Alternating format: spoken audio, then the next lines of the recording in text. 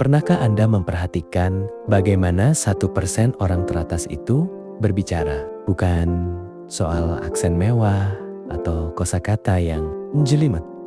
Bukan.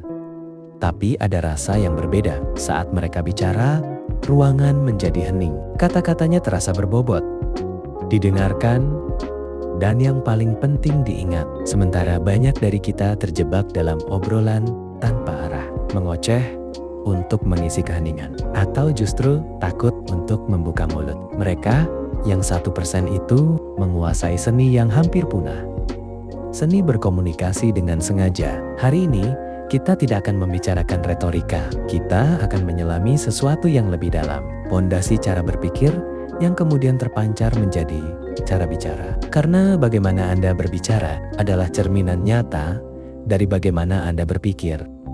Langit pertama, mereka nyaman dengan diam.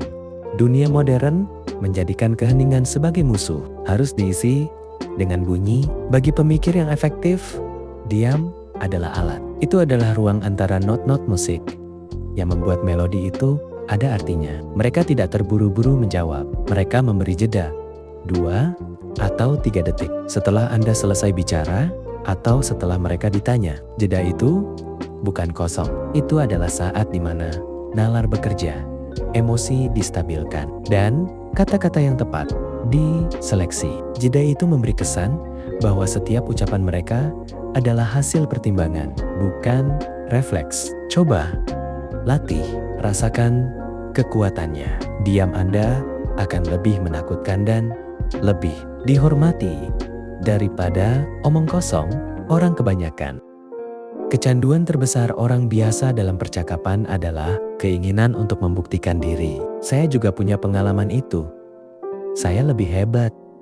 Lihat, saya tahu percakapan menjadi arena pertandingan ego. 1% teratas justru melakukan sebaliknya. Mereka mengajukan pertanyaan yang dalam. Bukan apa pekerjaan Anda, tapi apa yang benar-benar membuat Anda tertarik dalam proyek yang sedang Anda kerjakan. Bukan liburan kemana, tapi pengalaman apa dalam perjalanan terakhir yang mengubah perspektif Anda. Sekecil apapun, mereka memahami hukum sosial yang kuno.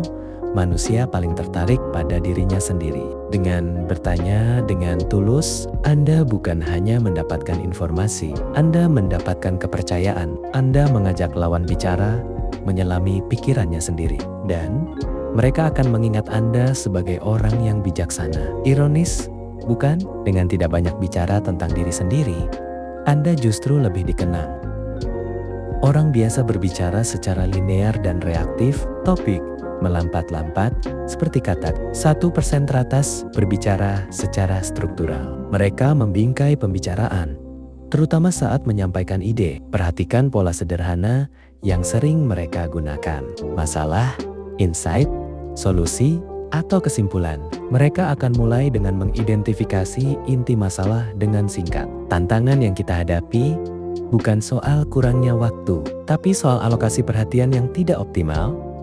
Lihat, itu framing. Kemudian, mereka memberikan insight sudut pandang yang tidak biasa atau data yang mengejutkan. Faktanya, penelitian menunjukkan kita hanya memiliki sekitar 4 jam fokus tinggi per hari. Mengejar produktivitas 8 jam adalah ilusi.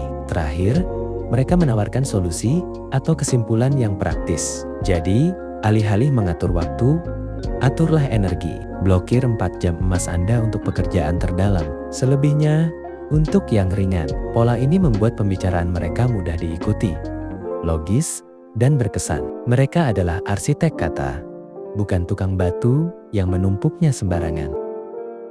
Inilah paradoks terakhir. Mereka menggabungkan dua hal yang sering dianggap bertolak belakang. Kehangatan dan otoritas. Kehangatan ada di mata, di senyuman kecil pengakuan, di nada yang tidak menghakimi. Itu membuat orang merasa aman untuk mendengarkan. Otoritas ada di postur tubuh yang terbuka tapi stabil, di volume suara yang tidak bergetar, di keberanian untuk mengatakan saya tidak tahu atau saya salah tanpa kehilangan wibawa. Mereka tidak perlu berteriak, tidak perlu memaksa. Kombinasi hangat dan tegas ini menciptakan gravitasi sosial. Orang ditarik secara alami. Mereka adalah pemimpin yang Anda inginkan untuk diikuti, bukan yang harus Anda ikuti.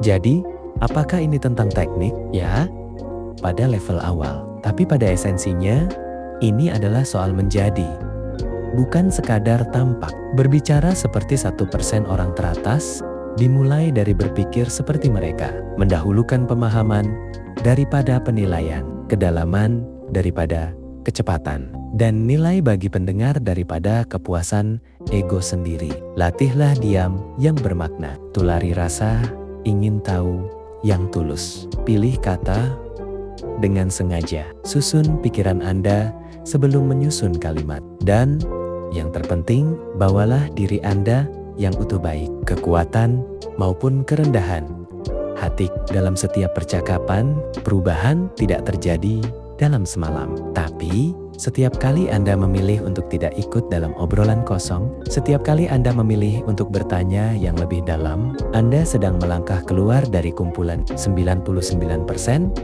dan masuk ke jalur yang berbeda. Seperti kata seorang filsuf kuno, bicaralah hanya jika kote katamu lebih berharga daripada diamu. Mari kita berusaha agar kata-kata kita memang layak untuk diucapkan.